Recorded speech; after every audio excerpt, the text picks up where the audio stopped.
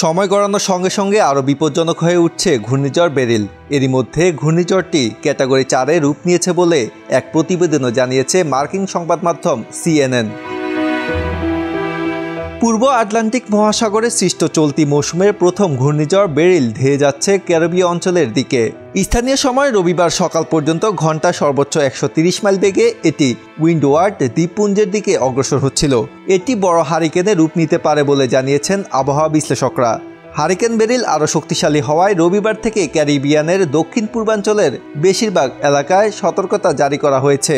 পূর্বাভাসদাতারা সতর্ক করে বলেছেন এটি শিগগিরই একটি বড় ঝড়ে পরিণত হবে। ইউএস ন্যাশনাল হারিকেন সেন্টার বলছে বেরিল বর্তমানে বার্বাডোসের প্রায় 530 মাইল পূর্বে আটলান্টিক মহাসাগরে অবস্থান করছে।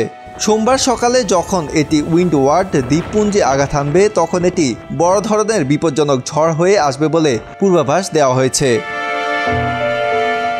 এনএইচসি সতর্ক বার্তায় বলেছে ঝড়টি শক্তিশালী হয়ে উঠেছে। ক্যারিবিয়ান অঞ্চলে আঘাত হানার সময় এটি আরও বিপজ্জনক রূপ নেবে। ঘন্টায় এর বাতাসের গতিবেগ থাকবে 179 কিলোমিটার। সর্বশেষ সতর্কবার্তায় এনএইচসি বলেছে যখন গ্রীষ্মমণ্ডলীয় এই ঝড়ের সতর্কতা টোবাগো ও ডোমিনিকান রিপাবলিকে কার্যকর করা হয় তখন Barbados, Saint Lucia, Saint Vincent, Grenadines ও গ্রেনাডা এলাকায় হারিকেনের সতর্কতা জারি করা হয়। এদিকে ভয়াবহ ঝড় আঘাত হানার আশঙ্কায় বার্বাডোসের রাজধানী ব্রিজটাউনের গ্যাস স্টেশনগুলোর সারিবদ্ধভাবে গাড়ি দাঁড়িয়ে থাকতে দেখা গেছে। এছাড়া সুপারমার্কেট এবং মুদি দোকানে খাবার, পানি ও অন্যান্য সামগ্রী কেনার জন্য মানুষের ভিড় লক্ষ্য করা গেছে। কিছু কিছু পরিবার ইতিমধ্যে তাদের মালামাল সরিয়ে নিয়েছে। বিশেষজ্ঞরা বলেছেন আটলান্টিক হারিকেন মৌসুমের শুরুতে এই ধরনের শক্তিশালী ঝড় তৈরি হওয়া ব্যতিক্রম। আটলান্টিক হারিকেন মৌসুম সাধারণত জুনের শুরু থেকে নভেম্বরের শেষ পর্যন্ত চলে। এনএইচসি বলেছে আজ দিবাগত রাত 2টা পর্যন্ত বেরিলের সর্বাধিক স্থায়ী বাতাস উচ্চ দমকা সহ ঘন্টায় প্রায় 90 মাইল বেড়েছে। এর প্রভাবে ভারী বৃষ্টি, বন্যা এবং ঝড়ের সতর্কতা রয়েছে, যা স্বাভাবিকের চেয়ে 7 ফুট পর্যন্ত পানির স্তর বাড়াতে পারে। কিছু এলাকায় বাতাসের গতিবেগ পূর্বাভাসের চেয়েও 30% বেশি শক্তিশালী হতে পারে।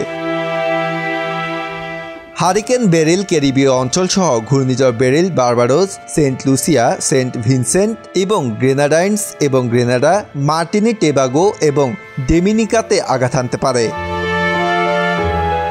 ঘূর্ণিঝড়টি স্থানীয় সময় রবিবার রাত কিংবা সোমবার ভোরে উইন্ডওয়ার্ডে ভয়াবহ তাণ্ডব চালাতে পারে বলে সতর্ক করেছে ইউএস ন্যাশনাল হারিকেন সেন্টার।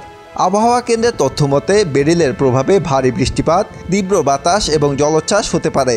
রবিবার রাত থেকে সোমবারের মধ্যে 3 থেকে 6 ইঞ্চি পর্যন্ত বৃষ্টিপাতে উইন্ডওয়ার্ড দ্বীপপুঞ্জ জুড়ে বন্যাও দেখা দিতে পারে।